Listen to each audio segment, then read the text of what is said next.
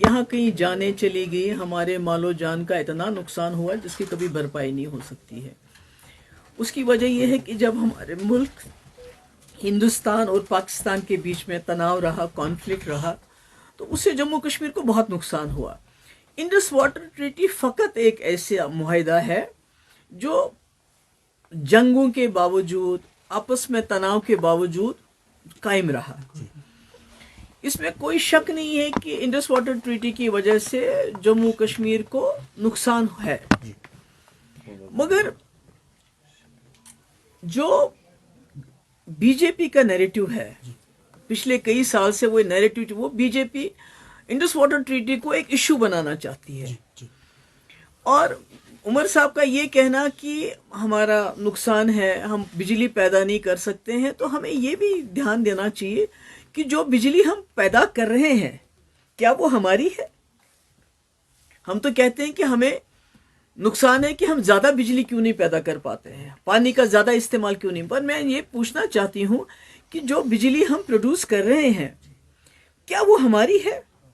देखिए, मरहूम शेख साहब जब यहाँ के वजीर आला थे तो उन्होंने सालार प्रोजेक्ट एनएचपीसी को दे दिया, यानी हमारे हाथों से वो प्रोजेक्ट निकल गया। उसके बाद जब फारूक साहब वजीर आला बने 96 में, उन्होंने 7 पावर प्रोजेक्ट एनएचपीसी को हैंड ओवर कर दिए। ये कोई मामूली बात नहीं है। तो मेरा ये है कि उमर साहब का और हम लोगों का फोकस होना चाहिए कि गवर्नमेंट ऑफ इंडिया जो हमारे पावर प्रोजेक्ट है, कम से कम 2 पावर प्रोजेक्ट जो पीडीपी ने बीजेपी के साथ जब सरकार बनाई थी तो एजेंडा ऑफ अलायंस में बीजेपी ने अग्री किया था, उसको रखा था। कम से कम 2 पावर प्रोजेक्ट, जैसे रंगराजन कमेटी बनी थी, उन्होंने भी वो रिकमेंड किया है, वो हमें वापस दे, हमें कंपनसेट करे। अगर आप पावर प्रोजेक्ट वापस नहीं देते हो तो फिर हमें पैसा दो, क्योंकि आप पूरे मुल्क में घूमते हो बीजेपी वाले, कहीं 200 यूनिट, कहीं 300, कहीं 400 यूनिट फ्री बिजली देते हैं। तो जम्मू कश्मीर वाहिद एक ऐसी रियासत है जो बिजली पैदा करने के बावजूद अंधेरे में रहती है। हमारी बिजली एनएचपीसी को जाती है, फिर वो हमको बेचते हैं।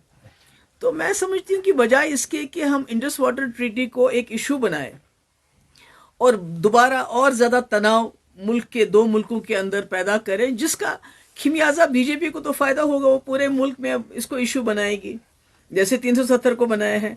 इसी तरह ये अगर इशू बनता है, इसमें अगर कोई ऊंच नीच हो जाती है इंडस वाटर ट्रीटी, उसका खिमियाजा जम्मू कश्मीर के लोगों को हमें भुगतना पड़ेगा। बीजेपी को तो कोई फर्क नहीं पड़ेगा, पंजाब को कोई फर्क नहीं पड़ेगा, राजस्थान को कोई फर्क नहीं पड़ेगा, मगर जम्मू कश्मीर को के ऊपर और भी मुश्किलात आएंगी। आपने देखा अभी कुछ दिन पहले ग्रेनेड चला और वो बेचारी लेडी जो वहाँ की थी, बांडीपोरा की आबिदा, तो उसमें जान बहक हुई। तो इसलिए हम तो खून से लथपथ लोग हैं।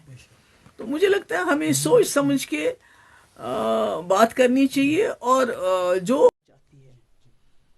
और उमर साहब का ये कहना कि हमारा नुकसान है, हम बिजली पैदा नहीं कर सकते हैं, तो हमें ये भी ध्यान देना चाहिए कि जो बिजली हम पैदा कर रहे हैं क्या वो हमारी है। हम तो कहते हैं कि हमें नुकसान है कि हम ज़्यादा बिजली क्यों नहीं पैदा कर पाते हैं, पानी का ज़्यादा इस्तेमाल क्यों नहीं। पर मैं ये पूछना चाहती हूँ कि जो बिजली हम प्रोड्यूस कर रहे हैं क्या वो हमारी है। देखिए, मरहूम शेख साहब जब यहाँ के वजीर आला थे तो उन्होंने सालार प्रोजेक्ट एनएचपीसी को दे दिया, यानी हमारे हाथों से वो प्रोजेक्ट निकल गया। उसके बाद जब फारूक साहब वजीर आला बने 96 में, उन्होंने 7 पावर प्रोजेक्ट एनएचपीसी को हैंड ओवर कर दिए। ये कोई मामूली बात नहीं है।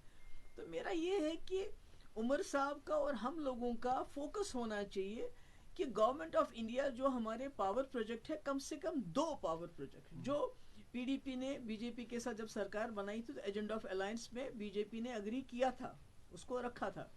कम से कम 2 पावर प्रोजेक्ट, जैसे रंगराजन कमेटी बनी थी, उन्होंने भी वो रिकमेंड किया है, वो हमें वापस दे, हमें कंपनसेट करे। अगर आप पावर प्रोजेक्ट वापस नहीं देते हो तो फिर हमें पैसा दो, क्योंकि आप पूरे मुल्क में घूमते हो बीजेपी वाले, कहीं 200 यूनिट, कहीं 300, कहीं 400 यूनिट फ्री बिजली देते हैं।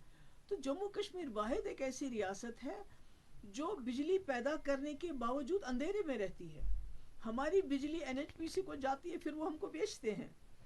तो मैं समझती हूँ कि बजाय इसके कि हम इंडस वाटर ट्रीटी को एक इशू बनाए और दोबारा और ज़्यादा तनाव मुल्क के 2 मुल्कों के अंदर पैदा करें, जिसका खिमियाजा बीजेपी को तो फ़ायदा होगा, वो पूरे मुल्क में अब इसको इशू बनाएगी, जैसे 370 को बनाया है, इसी तरह ये अगर इशू बनता है, इसमें अगर कोई ऊंच नीच हो जाती है इंडस वाटर ट्रीटी, उसका खिमियाजा जम्मू कश्मीर के लोगों को हमें भुगतना पड़ेगा। बीजेपी को तो कोई फर्क नहीं पड़ेगा, पंजाब को कोई फर्क नहीं पड़ेगा, राजस्थान को कोई फर्क नहीं पड़ेगा, मगर जम्मू कश्मीर को के ऊपर और भी मुश्किलात आएंगी। आपने देखा अभी कुछ दिन पहले ग्रेनेड चला और वो बेचारी लेडी जो वहाँ की थी बांडीपोरा की आबिदा, तो उसमें जान बहक हुई। तो इसलिए हम तो खून से लथपथ लोग हैं।